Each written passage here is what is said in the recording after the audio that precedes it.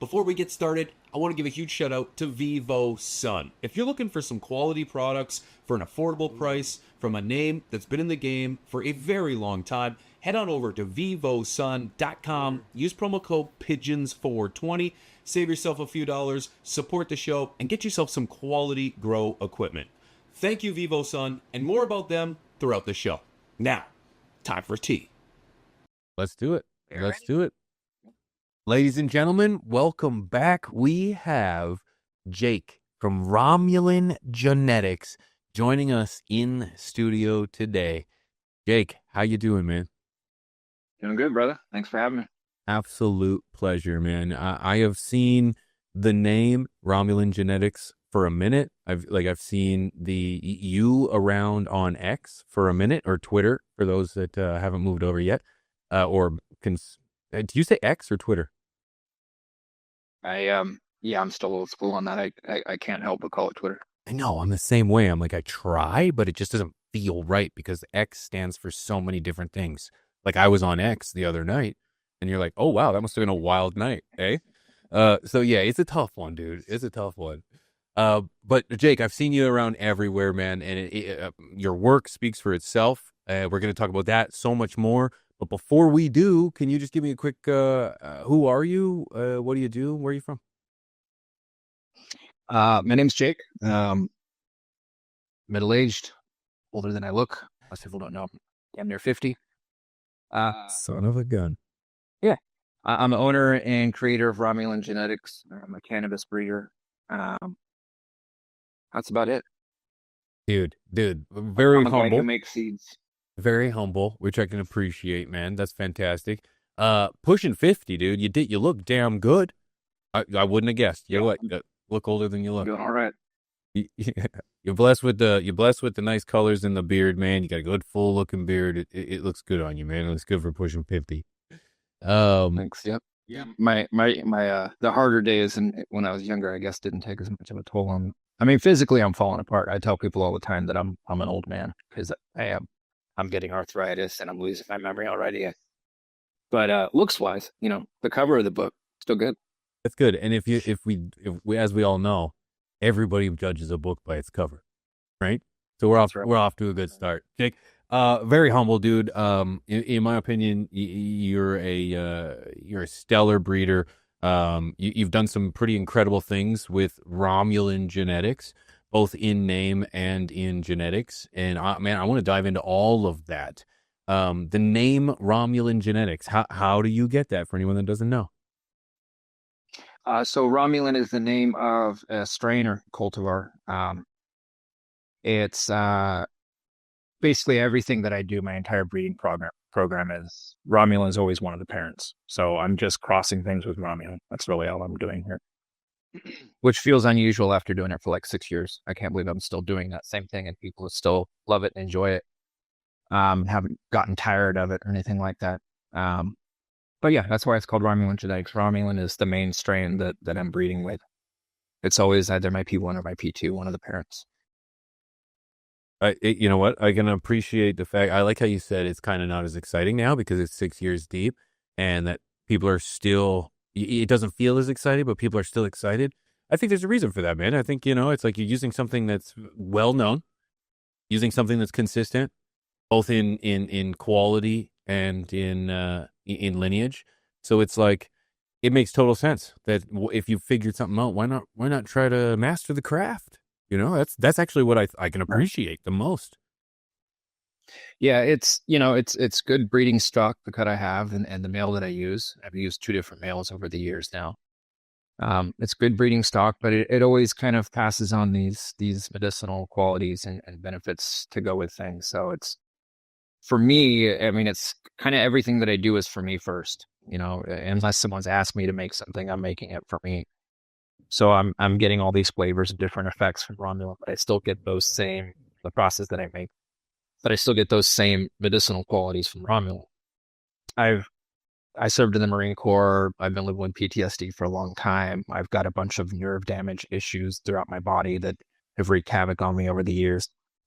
And along with having like ADHD and OCD, which are side effects of high functioning autism, things that I've dealt with my whole life. cannabis is something that helps me out, but Romulan in particular is a strain that has kind of saved my life. And so continuing to breed with it over the years is, yeah, it gets a little tiresome for me, a little boring, a little bit on my end. But everything that I make always has those same benefits coming with it. So I'm getting a new flavor, a new effect, a new plant, but I'm still getting this help with ADHD and nerve damage and insomnia and all those other things. So it works.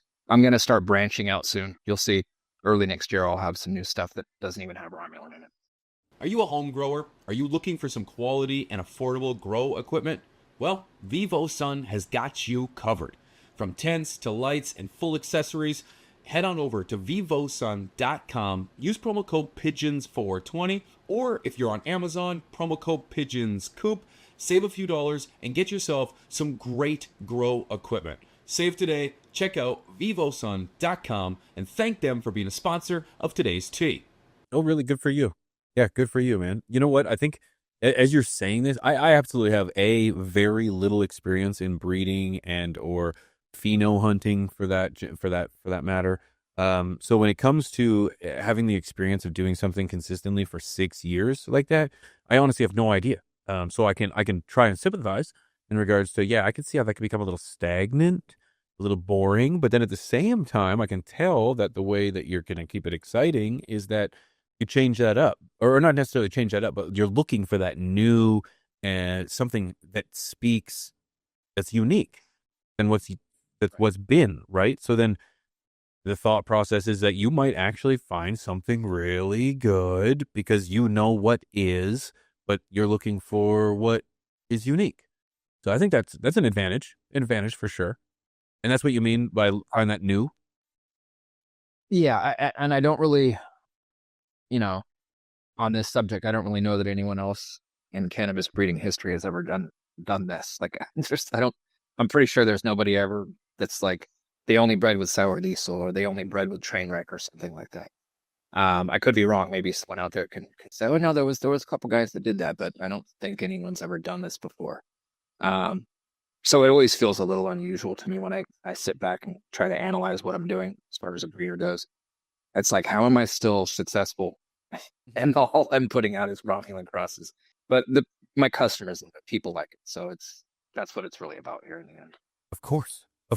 Well, I love that. I love that you mentioned it. And personally, I think you're on to something, man. If I was going to do a breeding project, which I honestly have never done, so I just a whole bunch of hypotheticals.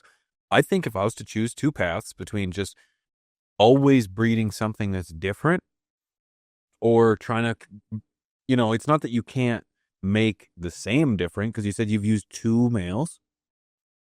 Mm. That's it. Just 2 males. 2 males and 1 female as far as the Romulan side of the Right. parenting goes. Right. Okay. That's impressive. First of all, because as someone who tries to maintain genetics, it is very difficult to maintain something for any particular period of time that's outside of a harvest period. So good for you. But using the 2 males and then being able to incorporate something different, or the female incorporate something different, still allows you to have some kind of exploration into what's possible. But if I had to choose a path, I would choose the one where it's like, I want to know consistency. I want to at least have a couple variables figured out while I'm doing this. And the variables, why not keep one side of it consistent? I think that's genius myself. I don't know why more people don't do that. Yeah, and it in the past, 30 years ago, that used to kind of be a little bit more of the norm. Breeders would continue to work the same genetics. They would, work it from F1, the first filial generation, and work it to an F4 and F5, whatever. People don't really do that as much anymore, but it's also because the market is different. The customers aren't really asking for that like they used to 30 years ago. When you popped seeds 30 years ago, you kind of wanted to get what you expected to get from purchase. Over time, people have grown a little bit more. They like variety. They like a surprise. People are still making IBL, which is the filial generation when you get to the point where it's basically every seed is exactly the same, plants grow the same. People still make those to this day, frequently, but it's not something that customers ask for, and there's not a huge demand for it, because at that point you're kind of like growing clones. If every seed is the same, what is really the point of growing those seeds when you could just grow one cut of the same thing and it is exactly the same? In the past, 30 years ago, clones were hard for people to get. There was a lot more legal issues and stuff like that. So having IBL and having high up filial generation, well-worked strains was the norm. Now it's not. But it's really just about what customers want. So that's why. That makes sense. Yeah, that makes sense. It sounds like you're on an adventure, dude. You're on an adventure, and it's like, it's it started with passion. It started with passion, and then is that, it's not that it ever ends with passion, but it started with the passion of using the Romulan genetics, continuing the name because I know that it meant something to you, and that was the adventure at the time, and it's been 6 years of that, and now it sounds like you're looking for just a new chapter, a different adventure. But just take that passion and put it in a new bottle, shake it up. A little bit. Yeah, and I've been telling people since, I don't know, probably 2020, 2021, somewhere around there, that, I have a roadmap. I have a plan here. And I have back then I had a list of all these different cultivars, things that I wanted to cross with Romulan, whether it's making reg seeds or feminized seeds, crossing with the male or the female cut that I have. I wanted to kind of get through all of those, and I had this, because again, everything I'm doing, I'm making it for myself first and foremost. It's something that I want. And so I start off making that. But I had this list, and I told everyone, when I get through that list, my plan is to kind of stop the Romulan cross with this, Romulan cross with that breeding, and still do that, but much more sporadically, much more rarely, and start breeding with things that are selections of mine from the crosses I've made. So I've made stuff like Communion and Rom Scotty and Pure Crush, and there's a few other things that have been really big hits. I'll take those selections and clone cuts that I have of those and start breeding with those as the main parent.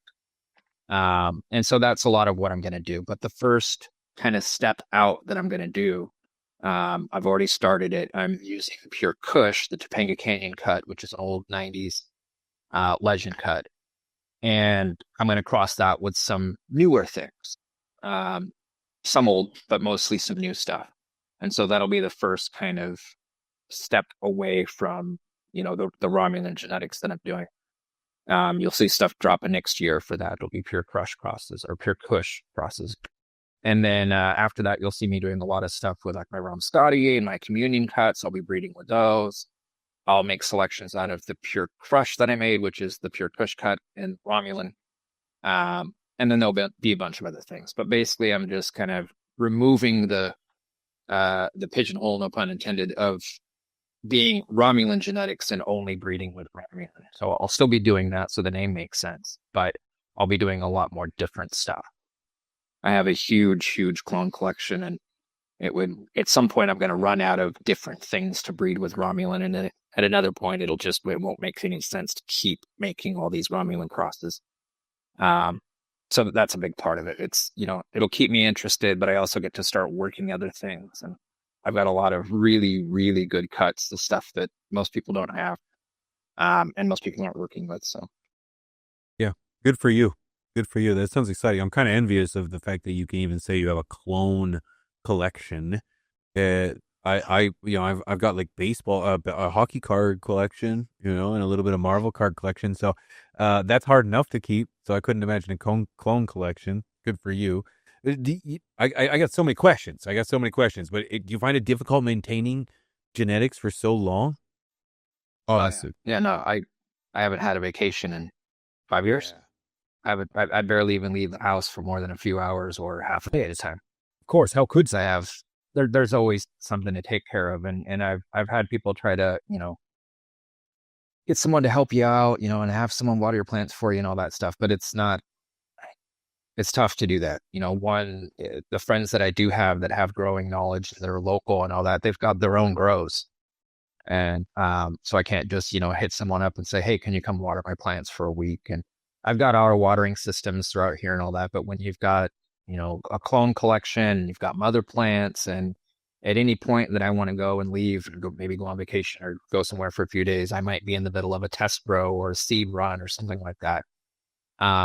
it's all a real big deal if those things fail or something bad happens while I'm gone. I know it's thousands and thousands of dollars lost. So, um, yeah, I guarantee you your hockey card collection isn't attached to you like a ball and chain like my Not collection. even close, dude. It's low key. It just sits in a safe in my closet with my passports. Yeah, that's neither here nor there.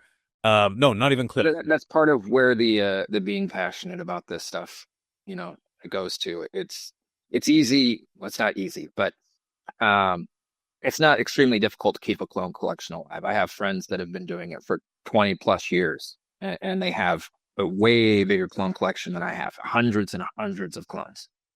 And you can do it if you've got the space and you've got the time, and it's not that hard to do. If you've got some people around you that can help you come and take care of them, then you can leave and you can have a life and all that. But I'm so embedded in this that it's just kind of hard for me to do anything but this. I love doing it. When I started Romulan Genetics in 2019, officially selling the seeds and having a real company. Before that, I was just giving my clone cut away. That was all I did for years. And eventually some Canadians and Europeans were saying, hey, I can't get my hands on the cut. Can you make seeds for us? And that's how Romulan Genetics started, was people asked me to make them seeds. And it was just a joke at first. I was, at the time, running a company doing electrical engineering, a company that I'd built from the ground up, and it was going really well. And about 3 or 4 years ago, I shuttered the company and completely retired from that. And I just do this now full time, because even though I was making great money at that and I was good at it, I didn't have any kind of passion or love for it. And eventually the breeding and the Romulan genetics took over to where it's just, this is clearly my life path. This is what I want to do. So that's all I do now. I'm so, I mean, I'm kind of amazed or / envious of the fact that you had a business in engineering of sorts already, and then kind of just, decided to jump and test the waters with both feet, bro, and decided to give it all to cannabis and to give it all to this passion. I personally, as someone who's I did the same thing to create content in the cannabis space. I know how nervous or anxiety driven or how difficult that is to be able to make that decision. But I had nothing when I made that decision to go into this. I didn't have anything. I was out of a job and I really had no choice. So to have something already and then to do this is not only a testament to either A, your craziness, or B, your passion for this plant, dude. That's impeccable, man. Good for you. Good for you. Thanks. It's got to be equal parts both, I think. I think that's fair. Yeah. Yeah. And good for you for not denying it. You got to be a little crazy to be. You have to, dude. Industry, as it is. You have to, dude. And to touch on it, you have military service. I want to talk about crazy. Sorry. You have military service. And, right. And man, first of all, thank you for your service. And I don't want to bring in any negative light. Military people aren't crazy in the sense that someone might take that negatively. But I mean that in the sense of sacrificing and fighting for your country, and whether you do that at home or abroad, it's greatly appreciated. And you had service, man, and I really appreciate that. So thank you. Yeah, and I've it's one of the few points in my life that I've been around this plant since I was in diapers. When I was in junior high and high school, I started selling weed. After high school, I joined the Marine Corps. When I got out, I did some time in prison and jail for different things. And over the years, I got arrested for trafficking, got T-boned in an intersection and had a bunch of weight in the back of the car, and got arrested and did time for trafficking cannabis. Damn. Yeah, I've been involved with it since I was little, but I've been selling it and transporting and trafficking it well into my adult years. And it's just always been part of my life. And when I was little, I dreamed of being a breeder. It was kind of like what I wanted to be when I got older for a period of time. I was getting like High Times magazines, and from like 8 to 10 or somewhere around there, I was like, I want to make my own cannabis, and I want to be a cannabis grower and breeder when I get older. And then forgot about that dream for the most part until I got older. And then my pops passed away, and I ended up finding this cut in my hands, and I grew it out and shared some flower with friends, and everyone started kind of telling me, you gotta get this thing out there and spread it, around and pass it out to people. And I started giving it away, and it's just this thing that snowballed completely out of my control, where it went from I'm giving cuts away, and I gave a cut to this really big clone company here in California that was saying, charge us like 20 grand or more for the clone. And I said, nope, I'm going to give it to you for free. I want you to sell it people as cheap as possible and make as many clones as you can. Because I've got all these people that want to get their hands on it, and I can't ship it to that many people. I just can't. And it snowballed from that into, like I mentioned, the Canadians and the Europeans asking me to make seeds because they couldn't get the cut. And then once I made seeds for them, I thought, oh, I'm done. I can stop doing this. And then they all started coming back saying, that's some of the best I've ever grown. Make frost strains, please, please. And make feminized seeds. And it really just blew up. That's insane. I had no idea it was going to end up like this. Yeah, no kidding. No kidding. Especially to have your stuff international, bro.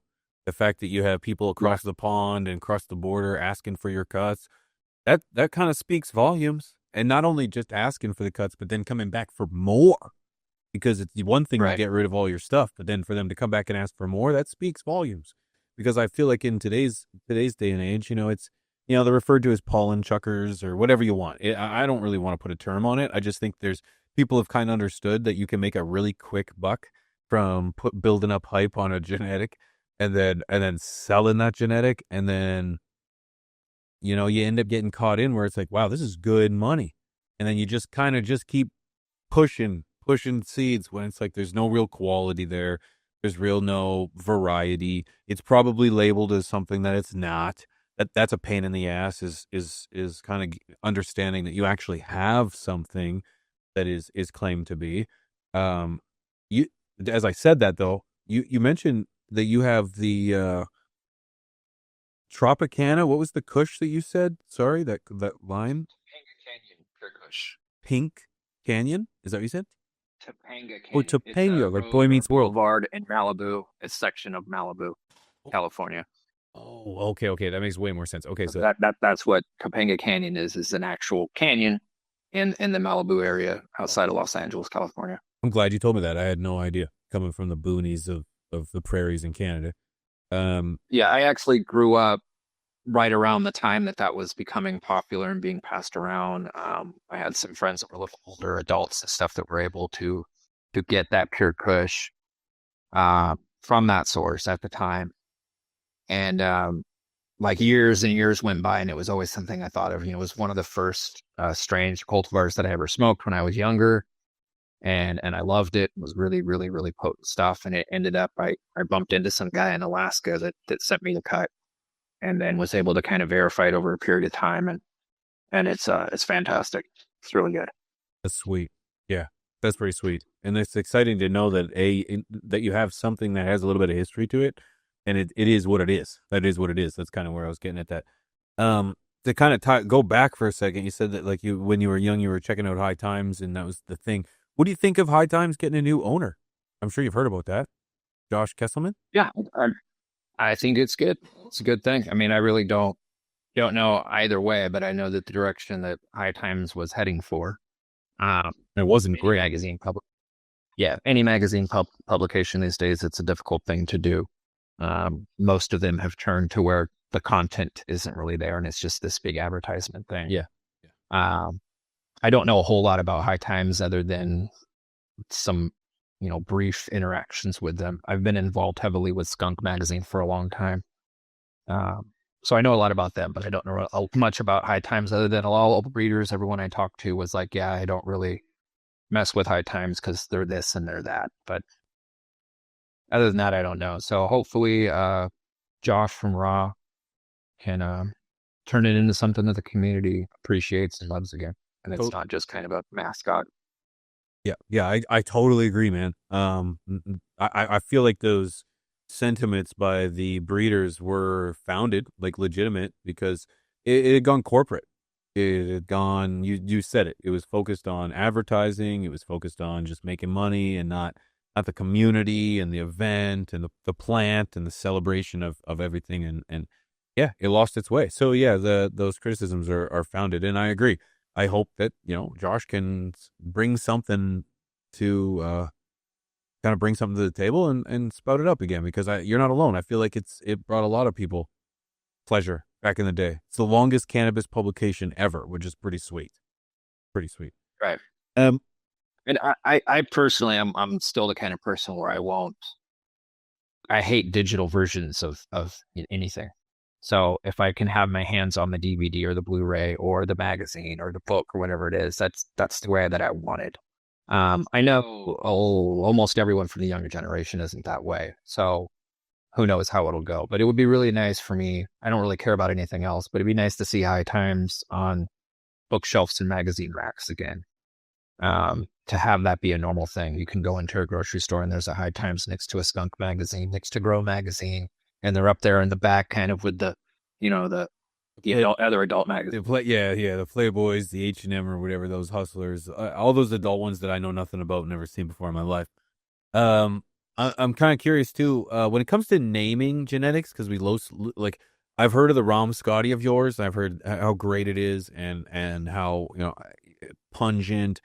It slaps. And I personally haven't had it. Being up here in Canada, I don't have the same access. But what do you think about naming genetics? As someone who has to name genetics, what do you think about giving? Do you feel like there's how do I phrase this?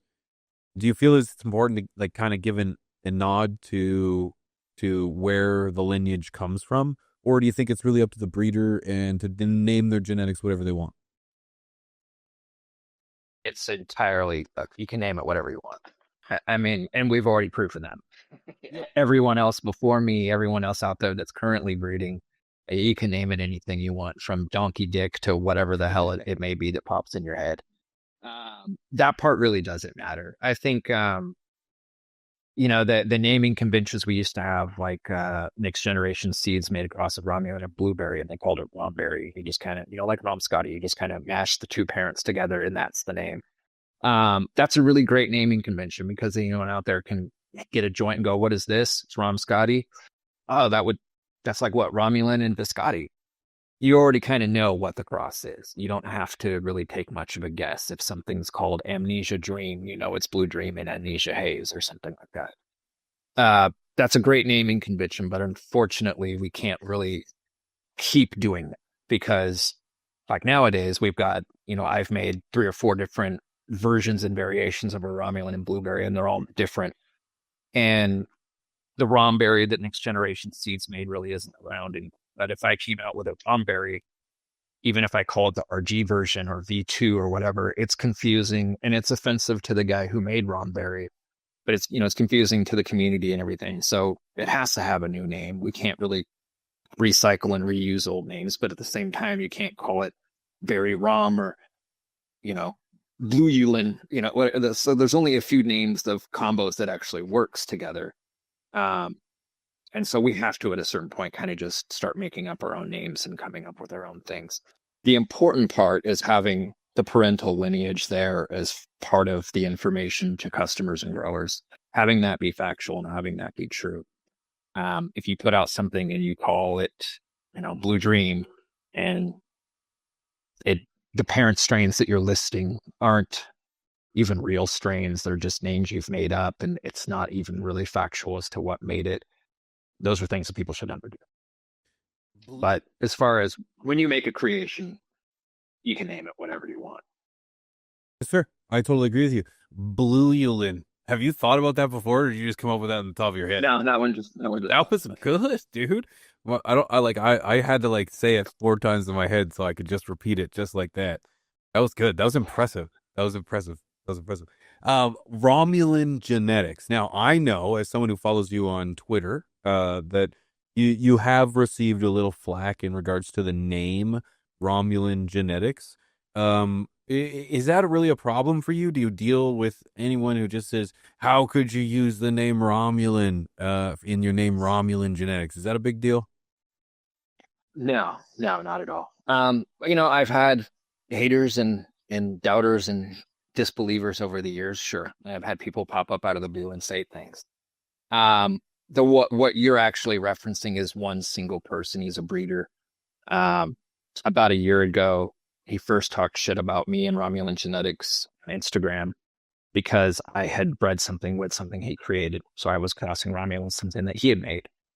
And his history, everyone kind of knows this, is any breeder out there, unless they're personal friends with him, if they breed with something he's made, he instantly starts shit with that person. So he did that, and everyone kind of came to me and told me, and I just ignored it. I don't care. It really doesn't bother me. I'm doing what I'm doing. If people are going to get caught up trying to jump up my ass about something, that's their own issue. The recent thing he did, though, was because I actually agreed on someone's post that said all he does is talk shit about other breeders. And then he turned around and talked shit about me. So, and I showed up, respectfully answered all of his questions. People can come forward and kind of talk about those things and say whatever they want. But nobody that's ever talked shit about me has ever brought any receipts with it. They never brought any proof or anything like that. And what I've been able to do the whole time is answer their questions, bring the receipts, bring the proof. I've got people who were directly involved in my life now. Yeah. No, good. You shouldn't care. I didn't know if you were going anywhere, continuing. Go ahead. No. I kind of drink a while there. I do it all the time. So I've been able to, everything from Romulan Joe himself to Vic High, Mark Emery, the people who were directly involved at the time. I've been able to bring all this evidence, all this proof forward.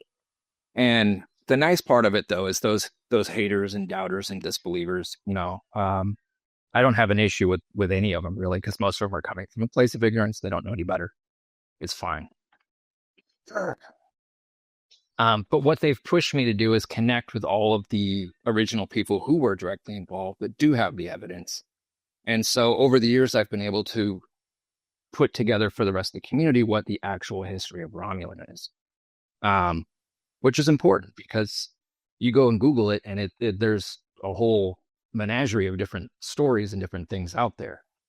But the biggest misconception that people have is that Romulan Joe, who's the guy that, brought it out into the world, that he bred it, that he named it, that it's a clone-only cut, and it's from Canada. And all those are false. Every single one. I brought Breeder Steve in because of the last interaction that we had. Breeder Steve and I had a conversation. Anyone that doesn't know who Breeder Steve is, look him up, but he's been around for a long time. He's a legend. Him and I started a conversation just randomly, and we started talking about Romulan. And it's like I got something stuck in my throat. No, it's okay. Take your time. I take your time. And just as you take a sip, or maybe two, when I was referring to this, I wasn't given any troll or any shit talker credit. I actually was referring to a post that you made where you said the podcast is still available, where you sat down and you talked to somebody in a podcast on YouTube about it. Does that ring a bell or? I don't know. I mean, almost every podcast I've been on, I've discussed it, the history, the lineage. Yeah, and this was different aspects of people either talking shit or something like that. Yeah, it was irrelevant, most of all, to who was saying it. It was more so about, I was just kind of curious in regards to just the name and if it was something that you regularly get flagged. But yeah, no, I the single. Well, it's actually this last recent thing that happened was the first time it's happened since like 2021. I mean, it's been years since anyone's really kind of stepped forward and tried to talk shit. And it's because of the way that I can answer all of those questions and the way that I can bring proof and evidence and people forward. I'm where I am right now because people vetted and vouched for and grew my cut and knew my story was true. I would have been blown out of the water in 2020. And I wouldn't be here if I was a fake or a fraud or had lied about any aspect of this story.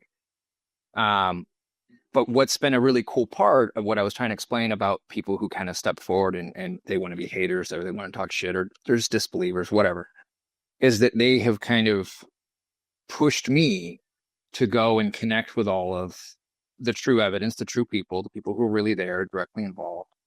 And the last one was with Breeder Steve, where so Romulan Joe, his real name is Joe Slykerman. And when he left the industry, he went and worked for Breeder Steve for 8 years. They're personal friends, and they have been for a very long time. And what Steve was able to corroborate a couple things, but he brought forward a couple new pieces of information I didn't know. But that's what he corroborated was Joe said he never bred it. And then there were some new pieces of information where he said Joe didn't actually even name it Romulan. That the people he was acquiring the cut from, because Vic High and Joe showed up about the same time with this plant, and they were the same. They both acquired it from people. And Joe said that, he got it from some dangerous people, didn't want to say who it was, but basically they were the ones who were calling it Romulan. So Joe didn't name it, we didn't breed it. And breeder Steve also said that cut had actually come up first from the States into the British Columbia, Vancouver area. And that wasn't something that I knew about. So it's been a really cool thing to have that. It's kind of been a pain in the ass to deal with people talking shit, because essentially what most of them are doing is saying, hey, your life story is a lie. And it's like, I don't know where you even think that could be remotely possible. I would have to be hiding what I'm doing from my friends and family completely, and allowing it to be public all at the same time. My mom knows what I'm doing.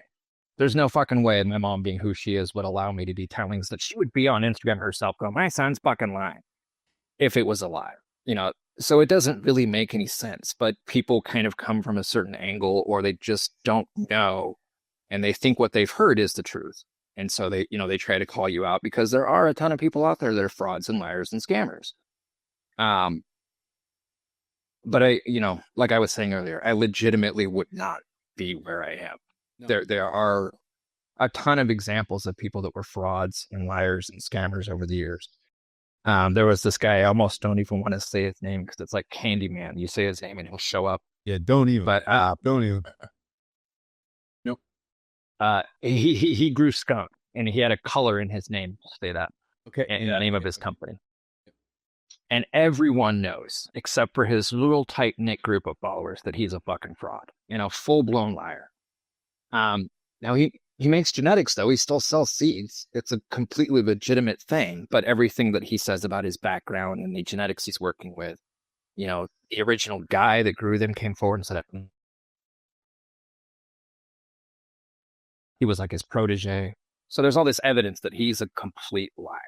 Now, he's still around, like, on the internet. You can find him on Instagram and stuff, but he's not functioning at all properly as a breeder or someone selling seeds, because he was completely called out by the community over and over and over again.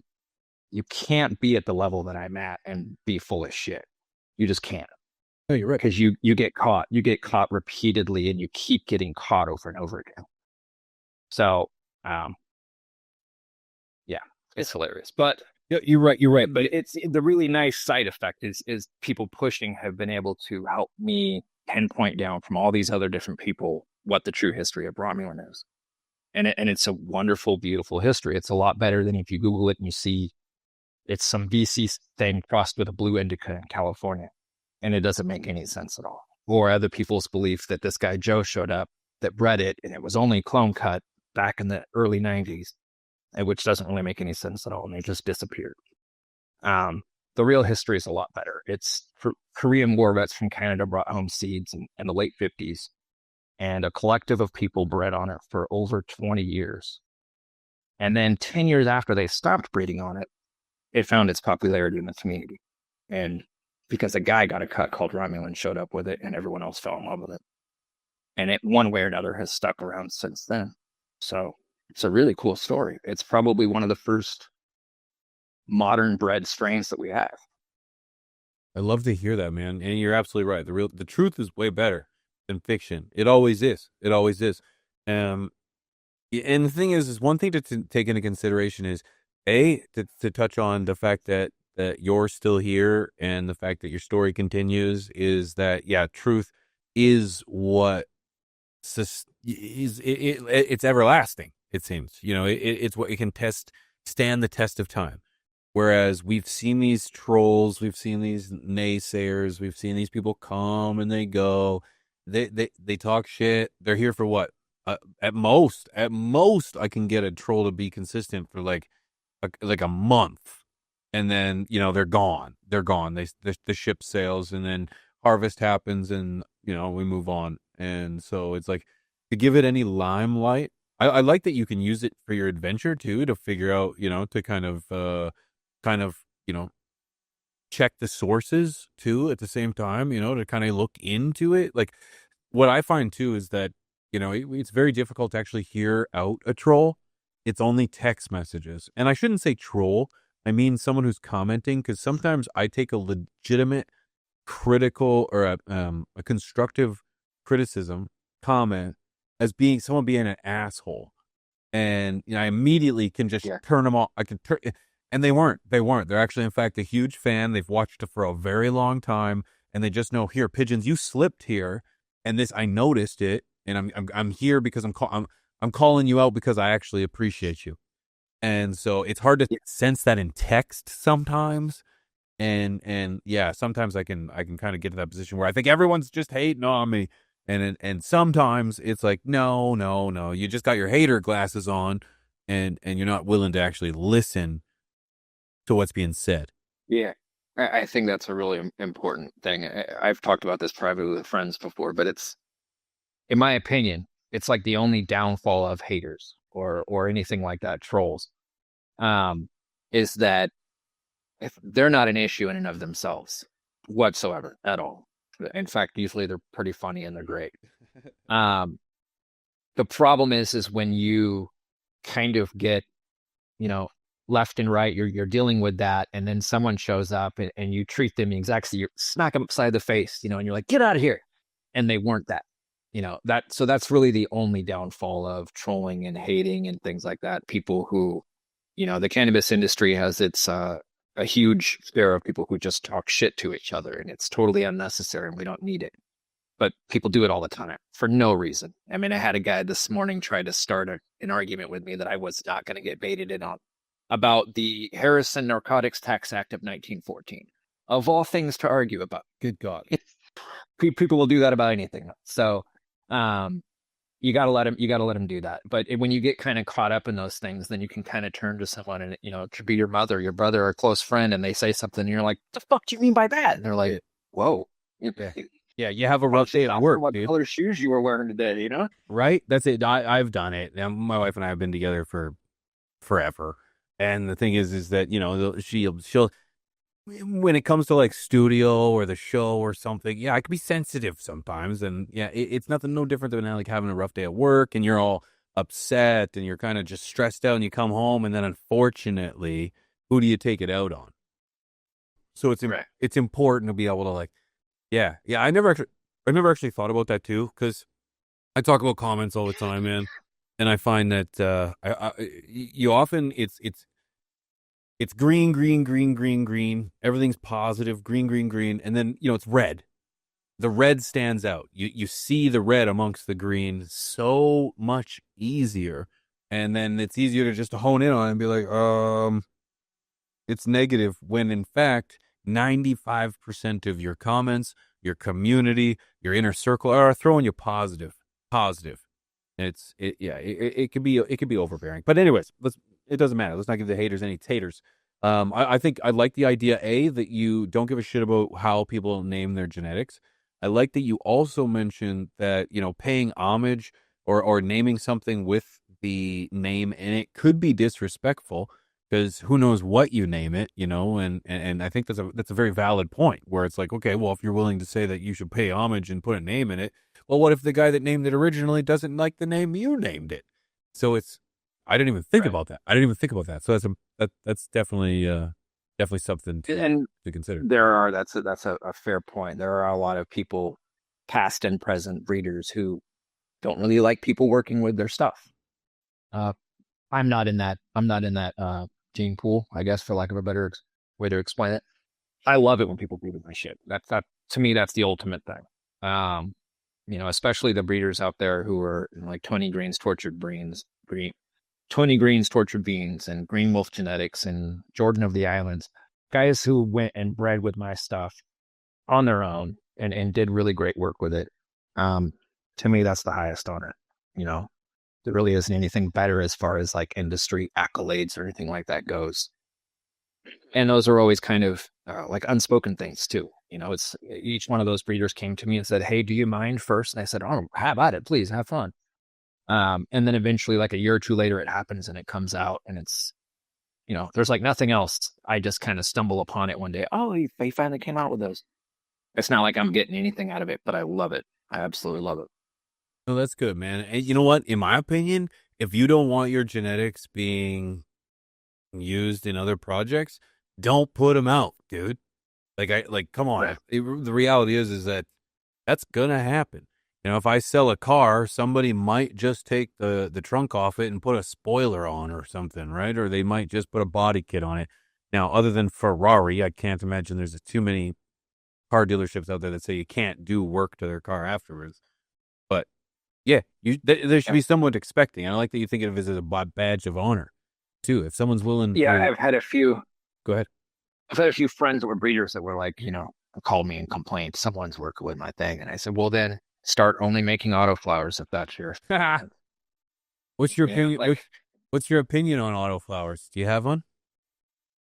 I don't grow them and I don't smoke them, but other than that, that is what it is. The people who grow it, like home growers and all that stuff, even when it's in a commercial facility, it's got its place. It really does. But I am a really, really picky smoker, and the few samples that I've tried that were autoflower were like, I would prefer mids over autoflower. That's just my personal. I'd rather have some decent brickweed that was trafficked in a horrible way than a really well grown autoflower. Oh, that's too funny. I have a saying. Actually, sorry. So I don't admit to it. Tupac is famous for saying that autoflowers are where good genetics go to die, because unfortunately, once you harvest it or once you grow it, it's done. It's done. Like, if you really like that one, what are you going to do with it? Nothing. Right. Nothing. It's done. Right. Smoked it. That last nug is the last of that possible pheno forever. So yeah, I think he was right. I think he was right. One thing too is the I had it on the top of my head. You distracted me with the autoflowers. You got me with the autoflowers. As a home grower too. Every time. Yeah, it does. As a home grower, it's like I have grown autoflowers before, and seriously, the amount of hate that autoflowers have gotten over the last couple of years, maybe the last 12 months, I've noticed they get more hate than anything else, has made me question how good my autoflowers actually were. Because I've told people I've grown them many times, and I've said they're, other than the fact that you can't, there's no control. I think they're great for beginners. If you're just learning how to grow weed and you don't want to invest anything, you just kind of want to get one tent or a windowsill, and you just want it to go, then yeah, autoflower is great for that. Great for that. You don't have to know anything. And people who grow autoflowers hate that I say that, because they're like, no, Pigeons. If you stunt an autoflower, it's gonna. Yeah. So to grow an autoflower at a high level, it is far more difficult than traditional photoperiod cannabis. It is. But that's also the other side of autoflowers, that most people who grow autoflowers are not growing them at a high level. They're setting them out on a porch, or they're in their bedroom as a buffer crop. And that's about it. Yes. I don't see any brand out there with a legal dispensary saying we're pumping out autoflower, and people love it and we're winning cups with it. And that's just not happening. That's it. Yeah. Until that starts happening. But before anyone, and they've already left, if they're watching this, here live, comes they already the left hate. 8 minutes ago, and they're already sending me the DM. Yeah, here comes. And they missed this part that I'm about to say right now. Which they did. I have not tried an autoflower in about 5 years. So don't hate me for making the statement of I don't personally like them. I haven't tried one in a long time. And I've heard from people who breed with them. James Law, we were talking about him earlier. He breeds with them and stuff. And he was telling me, no, they've come a long way and they're a lot better. So they probably are. But I personally, my stance still stays the way it was back then. I have no need for them. Doesn't make any sense to me, an autoflower thing. If someone came to me and said, hey, I have this great nug, you want to smoke it? I'd be like, yep, let me smoke it. If they said, hey, I have this great autoflower nug, you want to smoke it? I'd go, nope. So it just makes me laugh inside, because as someone who has been within the last 5 years, I have grown auto. They have come a long way. There are people that are doing some magnificent things with autos. You got Mephisto Genetics, 420 Fast Buds. and not just the breeders, the people training autos, the people training autos right now and actually growing them are doing so in incredible ways. So, it smokes fine. Dude, I'll tell you, it smokes fine, man. If you had two buds and I told you one was an autoflower and one was a regular one, you would have no idea. That's the reality today. Back then, no, I totally agree with you. They were underbred, they were underutilized, and I feel like today they're in a position where they can compete. They compete in the Autoflower Cup against other autoflowers, and they do just fine. They do just fine. Yeah, I feel like back then everything was 30 to 50% or more lowrider, the particular cultivar lowrider, and my impressions. I don't really remember the smoke much, but I just remember getting a lot of anxiety, heart racing and they weren't sativa strains of these autoflowers that I was smoking, and it was like everything kind of brought that attribute with it, where it was just I felt not at peace. I'm smoking weed to calm down, relax, whatever, interact with my friends, and it's like I too much medication in my heart, and my chest is not happy with it. That's fair.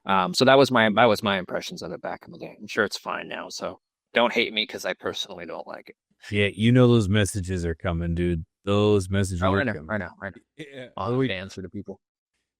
It is what it is. Yeah, we do. There'll be some guy that'd be like, I've been growing autoflowers for over 30 plus years. Yep. Yeah, and I'll have to answer that. Yep. Show it to Dave Baker. One thing I'm curious too is when you're pheno hunting for anything in particular, what stands out above everything else? Because you see everything from seedling to harvest, like to smoke. When you're pheno hunting, what are you looking for? What is the number one thing that stands out that it's like, if anything else was bad, this is the thing I need? It's always the smoke at the end. Yeah. Always. Because I do my pheno hunting exactly the same way for everything. It starts as a seedling. I'm already pulling things out as seedlings. And I have this whole little kind of SOP where it's basically, I'm only taking the things that are rooting faster, growing faster than all of the other things. Clone well, all that stuff. So as seedlings, I'll pop, say 100 seeds for a pheno hunt, even though I only want to hunt through 10 or 20 total plants. I'll pop 100 seeds, whatever the number actually is. It'll always be a lot more seeds than what I'm actually going to drop. And then I'll look at those seedlings as they all have little tap roots, and the ones that have a 3 to 4 inch long tap root coming out of it, those are the ones that I select out. Everything else that's the average, basically, where they're all just, quarter inch, half inch tap roots coming out of this, they get tossed. And then the same thing happens when I'm taking cuts of all those, the 20 plants. I veg them out a little bit until they're just big enough to take cuts, and I take cuts off of everything. The ones that basically the average, they're all starting to have nubs and roots, and there'll be 3 or 4 in there that will have full roots coming out, and they're ready to be transplanted. Everything else gets tossed. I'll take those 3 or 4. And I just keep doing that until I only have winners all across the board before I've even flowered them. So whatever I'm going to select for at the end, it doesn't matter if I like the way this plant looks and it's super pretty, or I like, the bud structure on that one, whatever. They all are kind of in the same group. There isn't one that's going to outperform the other one until you get to harvest time and meet the flower. And so that's the only thing that matters to me. At harvest time, if I smoke it and it knocks my fucking socks off and the other things are just kind of decent or taste okay, then that the one I'm selecting is the one that's like, holy shit, that jar is getting emptied first all day long. I don't select for this one tastes crazy. I will never do that. If I find something that tastes, smells like pistachios or something and nothing else does, I don't care. If it smokes really great and it smells like pistachios, then cool. That's probably going to be the one I select. But it's all about the end product when it comes time to smoke it, because nobody is staring at the plant while they're smoking a joint. There's no way for them to, have that. I was in the grow room and I saw the plant experience. All you're doing is smoking a joint at that concert or wherever it is that you're at. So that's all that matters to me. The look of the plant, the trichome coverage, all those things are secondary. That's fair. Dude, that's great, man. And I think it's very interesting that you mentioned that it starts as early as the tap root. Dude, the tap root. It's like you could have the Godzilla of all Godzilla smokes in there, but if it ain't got no tail on it, boy, it ain't getting your attention. I think that's very interesting. I'm actually very similar in regards to the training style. For me, as a home grower, I would like a plant that exploits the space that it's in because of restrictions, because of whatever plant counts, and so on and so forth. I would like to, for me, if it's tall and lanky, get out of here. It might end up being good smoke, but if it doesn't pass steps 1, 2, and 3, I'll never know. And you're kind of the same way. If it doesn't have a good tail, and if it doesn't make, then it ain't gonna make it, regardless if The way I look at it is, if it didn't have a very good chance to survive in nature, there's no point in me sifting through it. right, right. That makes total sense. Yeah, that makes total sense. Yeah, that makes total sense. Good for you. Good for you. Your story with cannabis goes back very early, to your childhood. I know you were very close with your dad, which I'm envious of, and rest in peace. And he's the reason that you've kind of taken the Romulan adventure, correct? Yep, Can exactly. you touch on that a little bit? Yeah, Dad was he was a huge drug dealer. Growing up, before I was born, all that. If you've ever seen the movie Blow with Johnny Depp, it's the story of George Jung. My dad was like a miniature George Jung. He wasn't nearly as big as George was. He didn't blow it up with a Coke like George did. But Dad did eventually sell cocaine, LSD, pills. He was involved with the Hells Angels up and down the entire West Coast. He got involved with the early Baja California, I think it's like the Jalisco cartel or something like that. I don't know their name, but he was involved with them before they were considered a cartel. We had a little property in a town called Casita Springs, and Johnny Cash lived in a house on a hill right up above us. Dad would have Cessnas fly over drugs and kicked out over our property. He'd light oil drum fires back in the 70s. And that was kind of the level he was at. He was the dealer for Fleetwood Mac, the Eagles, a bunch of really famous bands. But he was the biggest drug dealer in the Tri-County area on the West Coast. That includes Los Angeles County, Hurt County. So I grew up around that. And, we had crops and plants in my backyard. I was always back there playing, in my diapers. And, once I hit like 5, 6, 7, and 8, me and my friends would try to bypass the booby traps my dad had built around the crop, and it was always there. It was always part of my life. So I was always there going to like the camping trips that my dad would go on. And, it was always there. By the time I was 15, 16, I was smoking weed. And the first time I smoked, it was Mexican brick out of a Coke can. The second time I smoked, it was White Widow from the High Times Cannabis Cup, the year that it came out.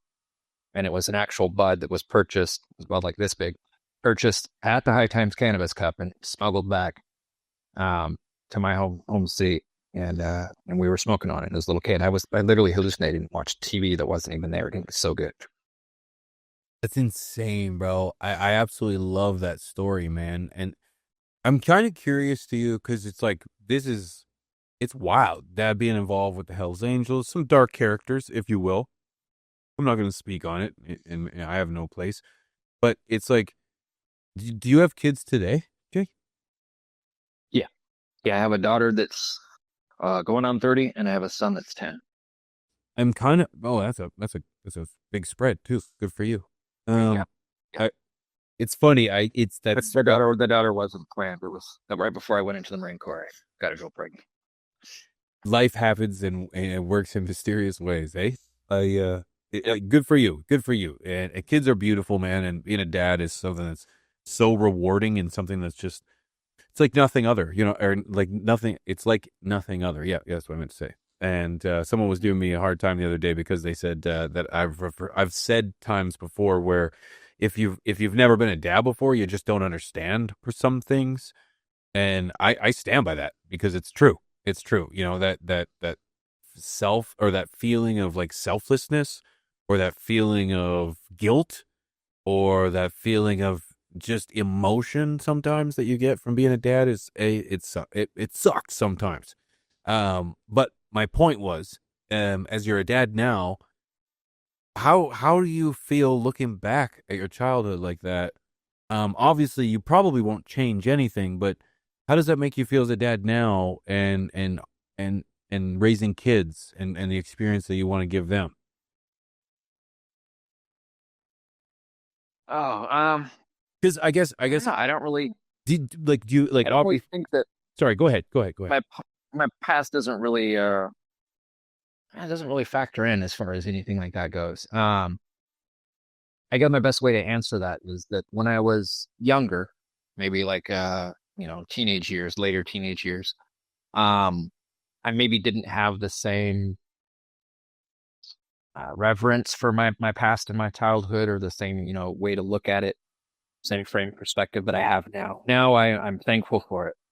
I wouldn't change anything about my past pretty much at any point, because it defines who I am now, and it shaped me and made me into the man I am today. When I was younger, I probably would have said I would have wished for things to be different in this way or this way, um, because some of my upbringing was difficult and it was tough.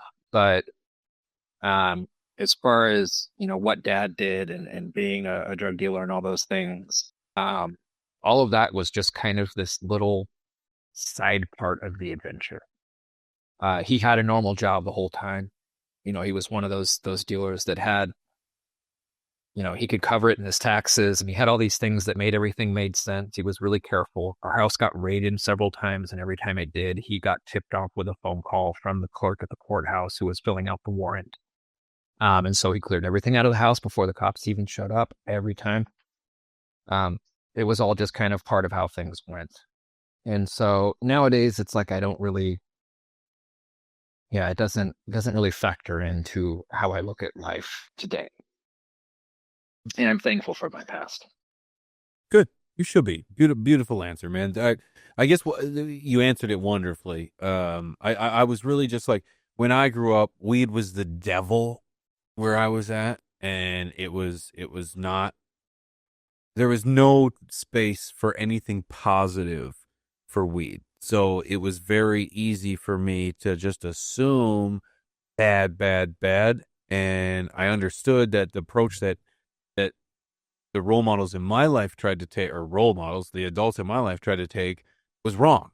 It was wrong. Yeah, and I know that I wasn't going to hide away from cannabis. I wasn't going to turn it into this like mystical bad thing. And I was going to try to use education, and I was going to incorporate it and these kind of things. So it's like, I'm thankful. I wouldn't change it either in the same way. Much different experience, but it allows me to like go into parenthood with a little more education, or at least knowledge on, this helped me. It didn't bring pain. It didn't bring suffering. At the end of the day, it helped me and led me to where I am today. So I want my kid to have that too, in a way. Right. Yeah. And, uh, you know, my son has a much different life at 10 now than I had when I was 10. I mean, it's not even, you can't even compare the two. I mean, my son's got the internet on a phone in his hand Right. all the time. It's such a much different reality, that you can't even, it's just apples and oranges at that point. But the way I grew up was, it, kind of exactly how I am right now. There's cannabis being grown outside, and there's cannabis being smoked daily in the house, and life is about, laughing and joy and having a good time, and treating the people around you with love and respect, and being an honorable, respectable person to everyone that you know. Uh, that was it. That was all life was. Barbecues and camping trips on the weekends, and get work done during the week. And it's still like that here for me today. That's day in and day out. It's the exact same kind of lifestyle. So Yeah, I think it's very clear then that your father was a great man and taught you, despite his adventures and where they took him, they taught you that it taught you a lot on how to be a good character and a strong man and a father to your kids and your community. So, shout out to your dad, shout out to you and your family, because you guys are kicking ass, and it shows. And it shows. And I'm excited to see where your adventure takes you, brother. thank you, bro. I Um, appreciate that. um, Jake, if there was anyone that wanted to reach out to you or have a conversation or get hands some of your stuff, I got to be careful what I say on YouTube, and I started to say it as I had held off. Where could they reach you? We've got websites. That's the easiest single place. Go to www.romulangenetics.com. And at the very bottom, there's little icons for like social media and email and all those things. You can click on those and you'll find our YouTube account, our Twitter X account, our Instagram account. We've got a Discord up, like you have a Discord. It's an open invitation. It's right there at the top of our homepage on our website. You can go and join the Discord at any point. And we've got our official testers group is in there. We've got our public testers are in there, and then plus just a bunch of other random people that are our customers. And it's a great little place to hang out. But we've got that. I mean, and I'm open for communication in any venue. So you can send me a DM on X. You can send me a DM on Instagram. If you send me something and I don't reply, send a comment and say, hey, I sent you a DM, because sometimes I don't get those notifications. I don't even get those DMs. Email always works too. You can always get a hold of us through that. Our seeds are carried at about 20 different seed banks, and our website has direct links to all those seed bank partners that we have. Some of them aren't even listed, but you'll see like some older seed banks that don't really carry the new stuff. So we've got like about 25 seed banks out there, but there's 20 listed on our site. Some are in Europe, some ship international. Most of them are here in the States. We sell directly from our website, and so been doing it for a long time. I've put seeds in just about every country in the world at this point. That's got to feel pretty good. That's got to feel great. It is quite an accomplishment. I haven't sent anything to North Korea yet. Yeah, you can hold out, I guess, a little bit longer, I guess, right? No rush. I'm not trying to get put on a terror watch list. Yeah, no rush, dude. I encourage people to check you out, man. Your genetics are outstanding, but for those that don't know, your photography is also quite spectacular. And the pictures that you're taking are exquisite. So, Jake, hats off to you. Thank you very much for joining me. I encourage people to check you out, and I can't wait to have this conversation again, brother. Yeah, same. Thanks for having me, both of you. Absolutely. Thanks to everyone who watched this. Thank you, man. Thank you. Stick around for a half sec. Guys, we'll be right back after this.